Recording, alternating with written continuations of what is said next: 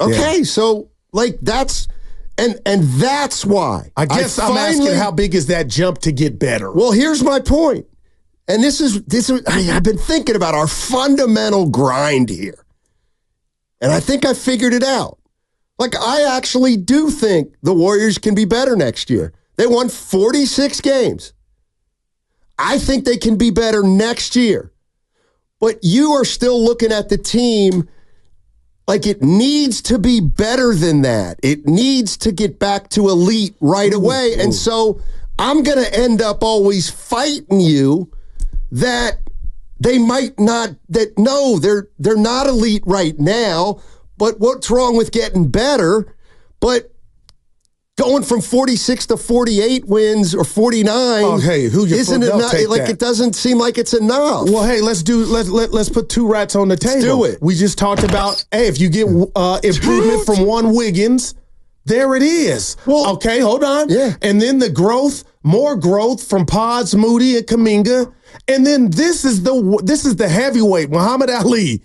If Draymond does not get suspended and is available, Steiny, I think you're better right there already. Well, I think you're missing the biggest. The biggest one of those is Wiggins to me. Yeah, I think there's a big, more important, important variable. Well, right. I mean, give it to me. It's not. No, they're not more important. Yeah. I think we still, just because of their age, we still need to make sure, or like, to me, the number one and number two things are that Steph and Draymond are still playing at a very high level. And how does that happen when you get help? And that's my fear, is I don't know if the help from these three additions, but maybe that's not even their job. They're to come in off the bench or whatnot, spot starting. The help is maybe Pods, who's letting them fly at a rapid rate this offseason, Kuminga and Wiggins. So maybe that's where you get the help from Steph. And I'll admit, I'm looking at best case scenario, or I'm looking at, okay, what would a Warriors season look like working out? Well, to me, it would be like Steph's first half. The three newcomers give you more than Clay gave you. Kuminga takes another leap. Wiggins is your second best player. I don't know. Ooh. I don't know. I don't know if that I think is almost too much to ask. Wow, damn. How about Kuminga being your second best player now with no Clay or CP3? I don't think that's asking too much. I think Kuminga will be their second leading scorer next year. Wow. And Draymond might be the second. I'm sure he's like, man. But I mean, I don't know who their second best player is. I know it should be Wiggins. But, yeah, I think you put all those things together, you might have something. I think that. Championship? It's not time to talk about that, but you're trying to improve on a 46-win team. Brendan is in Oakland. They still got to get a little bigger, I think, though. Yeah. What's up, Brendan? How you doing, buddy? Hey, good. Thanks for having me on, boys. Yeah. Hey, actually, good segue in here. That last comment that they need to get a little bit bigger, that's kind of where I was going to go with this, of kind of a two-part question. Do you think TJD, who no one's really talking about, of the young guys that need to improve, like, do you think he can be that a shot blocker, bringing down some boards? And do you need another guy, maybe like a Brook Lopez, who's apparently out there, to kind of just give us a little bit more size? It always seems like... Yeah, we lost you, Brandon, but I think I know where you're going. I used to like Brook real quick on that, Steiny, but now he has cement feet on defense to me. And all he does on the perimeter is want to jack threes. I think he's a big part of why Milwaukee's defense took a step back. You know, the guy I was thinking about, and his name's come up periodically, and before I say this guy's name, I don't know what his story is right now. Right now, I'm not sure what his story is. John Sally. But I would, you know who I would sniff around? What's going on with this guy? What's going on with Steven Adams? What's going on with Steven Adams? Yeah. Well, availability is what's been going on. Absolutely. With him. Yeah. I've always been a fan. But that availability, his lack of availability would be the only reason that he would possibly be available. Man. But I don't know what his story is. He's under contract. He's on the Rockets right now for $12.5 million. So it's an expiring deal. Okay. Yeah. Not cheap. Okay. The Rockets coming out to play. I wonder if they probably foresee no role for him. Man. Oh, Jock Landale's in front of him. Well, so Sengun. Yeah. They played good when he left, though, Steiny. They took off like a rocket. With Landale. Oh, baby. I like the way this team's looking. You can't say looking. that. That's Bonte's. I know. Do we have his drop? I love that. Which one? Oh, baby, Bonte. Oh, no. Oh, okay. What about like Valanciunas, though? Like, he signed a team-friendly deal with the Wizards. I saw that. He might be a trade candidate. Yeah. I always, I know. Remember Draymond broke his hand? Yeah. Warriors. I'll tell you what. Give me 888-957-9570 if you want to text into the who were the big men over the course of the years that the Warriors just played right off the floor? Man. Like Valanciunas to me kind of was a guy like that. And I like him. There's one in Sacramento, your boy. Sabonis? Yeah. Yeah, I thought he cost him in that series last year, 2 years ago. From the 415 on the Xfinity Mobile text line, this is George from Pleasant Hill. How come nobody talks about Quentin Post? Is he any good? I mean, he's in the post. Apparently he's 7 not. foot. I mean, listen, when we talk about late second-round picks, I'm not going to make a judgment one way or the other till I see the guy play. He can pull off a Brock Purdy. Yeah, maybe. Let's go to our guy Austin in San Jose. There he is. What's up, Austin? How you doing? Hey, Sonny, I'm feeling you, man, with the empty nest thing. I went through it, man. So hang in there. Hey, that Guru did as well. How long ago? It's rough, man. How long ago? I had a couple daughters, so I went through it. My youngest, that was the hardest, dropping her off at UC Riverside and having to walk away. That was rough, man. Okay, here's the most. So anyway, yeah. What? No. Go ahead. He want to get the How long does this feeling last? How long is it feel? Oh, dude, I would say the whole time they're in school. Wow.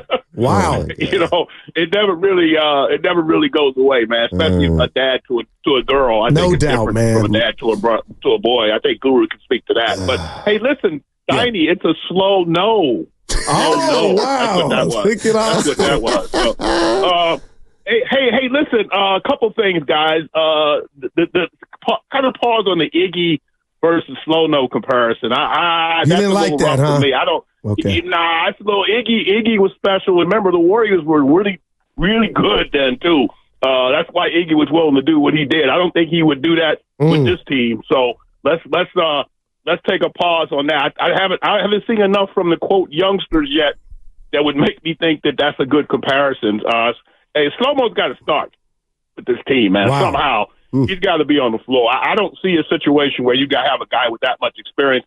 And Stanley, you talked about Dunleavy feeling the veterans and wanting some veterans on the court. Remember, Dunleavy was a player too. Yeah. So he understands what it's like to want to. He didn't want to play with guys that were still trying to figure it out either. So Dunleavy understands because he played 15, 12, 13 years. Well, or you so. know what? And that's a good point, Austin. And Dunleavy was a guy who probably thought he was smarter than 80% of the guys in the league when he came into the league. Quite frankly. Yeah, and I want to say one other thing about that. You said yesterday that you guys are talking about Dunleavy the manager versus Dunleavy the player. Yeah. I would say we should never go there. Dunleavy the manager should not be compared to Dunleavy the player. He's a different guy. He's a different role. I saw Dunleavy out in public in San Jose State basketball games, working the team, doing recruiting before he got the GM job. This dude understands talent. He knows how to recruit. He's not a guy that feels like he's got to be, hey, everybody recognizes me. I saw him out. He wasn't trying to be the guy. This guy was an All-American first-round draft pick at Duke when Duke really was Duke. So, I mean, Dunleavy's seen it all. I got a lot of faith in Dunleavy, Steiny. And more importantly, I didn't have that going in because I felt like it was a corporate kind of good old boy promotion. But no, I changed my mind. I think Dunleavy, and you guys don't want to hear this, but I think he's going to be a better evaluator of young talent than Bob Myers Austin, was. when did you change your mind? Before you go, when did you change your mind? What move made you change it? Just that one? The draft. Wow. The draft helped, and I think he's like slow-mo, man. He takes his time. He doesn't move too fast. And he doesn't feel like Steiny said the other day, he doesn't feel like he has to please everybody at once. He's not looking for immediate, this is the right thing to do. He's going to do what he needs to do over time, man. Give this guy time. I think he's going to be good for the Warrior fans, man. That's my thought. Mm-hmm. Thanks, Austin. Appreciate it. I mean, the other thing, and we can get into this too, is, and I've brought this up too, but if you look at these numbers, you've got to be somewhat excited. I mean, in one summer, they really did clean some stuff up in terms of their salary structure. What does that get you right now? Nothing. What does it get you in the future? Who knows? But now this is the part I look at with the Warriors. Okay, they got Steph making 55. Perfect. He's making 55, and right now he's untouchable. Mm-hmm. So your best players signed, sealed, delivered for 2 years. Then you got a couple guys making 25. Draymond and Wiggins, right? And then forget Kuminga for now, although even if he signs an extension, he'll still be a 7.6 guy. But my point is then they have 7 guys who make between 6 and 13 million. And that to me is the sign. That's the tell. What do you say? Oh, somebody's telling on themselves. Yeah, that's me. I'll use that phrase with the Warriors looking at their salary structure. They are poised to make a deal where they move Wiggins, and if they have to add salary, hey, we got 7 guys here. Take your pick. Yeah, you want Moody? You want this guy? You want Anderson? Well, what you need needs to be out there. It's about life's about timing. You're right. But in the meantime, I think you're not stuck. I think they have a chance to be better, and that's with where they're at right now. I don't dislike where they've come to from a year ago. I'm far more excited about what I'm looking at on paper this year than last year. Well, I see. And because I looked at it this way. They won a title 2 years ago. They ran it back, and they won 44 games and got to the second round. At that point, I was like, okay, it's over. Don't. But see, I was on the other end of that. Right. I was like, okay, you followed that up with playoffs. You add Chris Paul, pulls out of here, all the riffraff is gone, and here we go. That's what I was like, here we go. Right. But now you're more excited after a year that culminated with no playoffs. Yeah, because the year culminated with no playoffs. That's why I'm excited. I feel like, in a way, and not that I'm right, but okay, they ran it back after the championship team. I didn't see it. Okay, they won 44 games, they made the playoffs. Then they decide, we need Draymond to win. We got to do that. We still have a chance to win. Remember that word. Yeah, and I'm thinking, what are they doing? They're still talking championship. It's over. You just did a whole season. Wow, man. The running it back was the 44 wins. Okay, let's run it back again. With Chris Paul. Okay. We won 46 games. It was like the same team, even though I get it. 1 year they made the second round. 1 year they didn't make the playoff. It was the same. Their last 2 years to me have been indistinguishable. Now they're different. So now we can, are they going to be here's the way I look at it. The last 2 years, they averaged 45 wins, 44 and 46. Right. Can they win 48 or 49? That would tell me, you know what, this team's better. This team's a little better. That's just me. That's the way I evaluate. How do you evaluate? 888-957-9570. I mean, to me, it's pretty obvious. You had 46 wins, and you finished in 10th place. Okay, can you get up to 6? 6 is the goal. Yeah. And when you get to 6, then you can realistically say, well, hey, what was Dallas last year? Well, they were 5. Okay, maybe we got a ball game. That's, I think, what this year's about. Yeah, but I'll say this to that. We still, the consensus number 2 best player on your team is still up for grabs. So when I hear Dallas, I think of, well, damn, they got Luka and Kyrie. So you're starting, what Dallas did with, you know what I'm saying? Batman and Robin, a dynamic duo, but maybe a top one in the league. Right. And everything, fell into place for him. But we're still going to come into training camp not knowing who that number 2 is.